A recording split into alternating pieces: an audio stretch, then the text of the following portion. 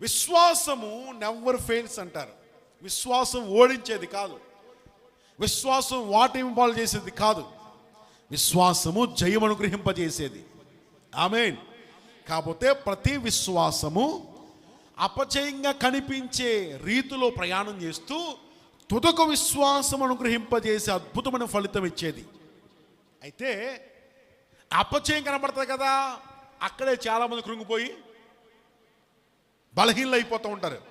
నేనేమన్నానంటే విశ్వాసం అనేది, నిరీక్షణ అనేది చివరి వరకు పనిచేయాలి. అందుకనే అంతము వరకు చెప్పండి, అంతము వరకు సహించువాడే రక్షించబడతాడంట. అంటే విశ్వాసం ఎప్పటిదాకా ఉండాలి?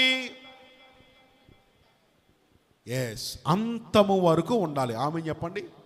ఆమెన్. హల్లెలూయా. విశ్వాసం అనేది మధ్యలో ఆగిపోకూడదు.